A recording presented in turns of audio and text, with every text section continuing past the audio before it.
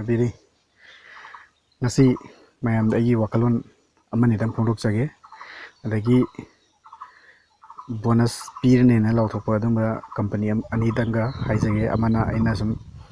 pamjaba mayam da recommend tawjaba company amaga adagi amana aina kaya pamdaba haidare ne aduma company ga ani gi maramda ngasi jai haijage ahanbada aina hainingi hojik si company ayamana bonus piba split piba dividend piba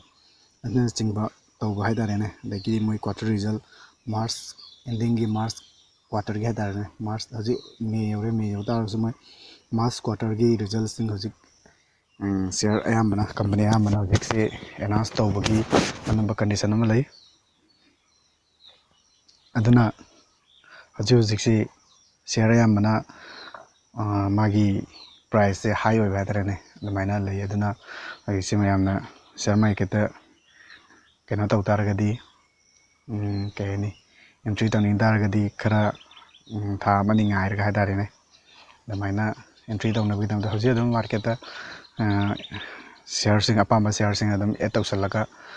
watch list ta thama adum yengba yai natragana SIP oina amam aneni lesson budi yai adubu pulap oina hojik leibagi damoktadi price se khara high lay na adamaina thamjage dagi ani subda ai haningi mayam share market tawuda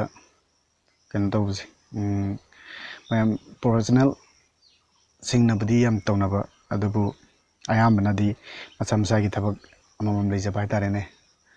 office ki thabak tawbani khangde private thabak tawbani khangde deidi masagi thabak tawbani khangde natra nomagi kusuman panga thabak subani khangde moi sigumana tawba moi sumba jidi share market se entry taw taraga su mayam da tawnayana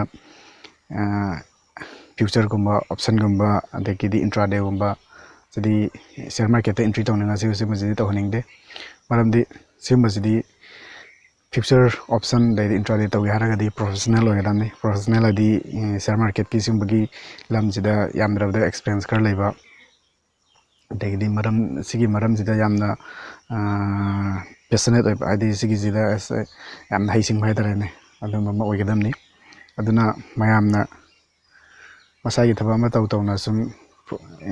kenoda share market da entry tawgi hadargadi investment haribsina khwaidagi faraba option ama oi aduna mayam investment na tawbiyana haijage adubu investment gidi kuigi maiterona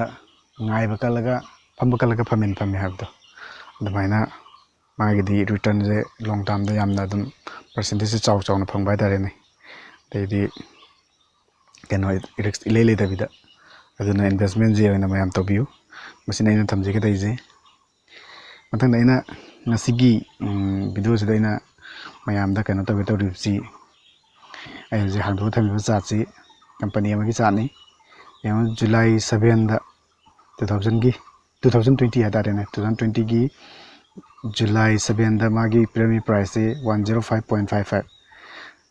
ngasidagi chahi ama bo phadri July ajing hojik May ni aduna July jidi tha 10 ki mamangi bari hadarene tha 10 ki mamangda maja chamaga mangam piramba hojik premium hojik piri price na lising maga 22 charana 1000% hadarene chahi majida chahi tha 10 hadarene mamangi May tha da mamangi sigi July tha da aina company sida lupa chama investor magadi hojik lising ma oirani deidi kaimba lising lang investor wadi hojik lakh 10 oiba haitarene saruk 10 hena saruk 10 haitarene return pi graba dum company amani company du mamang ai mayam jarake company du disele Case of India Limited harba company ji kugi IT software ga mari lena badum company amani hojik ai mamang du sai gibdo hojik ki matam jida khwaidagi return pi ngamba risk su leitaba risk leiragasu yamna leitaba tarane adumba company ma haidaragadi IT sector gi company sing amasung chemical haidarane chemical gi company sing haidarane chemical sector gi company sing moyani si risk leitaba de high growth leiba high return biba dumba company sing oi aduna cash hold mayam adum ure chahi mai manungda 1000% return prigizini aduna magi hojik magi detail kra hai taragadi maji NSE da katang list tawi adubu aigi aina mayamda haiba matamda company ama gi invest tawi hadaragadi kwai maru ina yengadi je NSE masum BSE animakta listing tawbra haibdo yengadamne aina haibdo aduna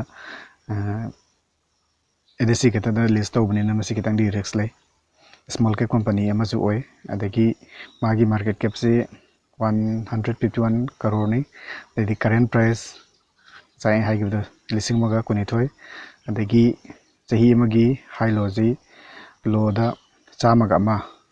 adagi high da lising amaga humbuga mapan ROCE 161 ROE 120 face value hojik 10 ni promoter holding jo 68% no wangi the sales growth in 3 years da ne chahi ahum da mana piriba kanoji 91.5 adi chahi udingi 91.5 ki hisab da pi aduna yam thina pi bai da ne adumba company ama ore Kesop haiba company asi bonus pigini na lauthokibji 26 April 2021 da maji announce togimni dai magi ex bonus de si June gi 4 2021 je tare aduna mana hojik bonus pigi doriba changji 3:1 haibadi share ma leiram taragadi share hum piba ana adumaina leire aduna hojik mayam company asi paina to phatti habdu mayam adumaina harise kangbiro ai wakandari adum invest tawbuda hojik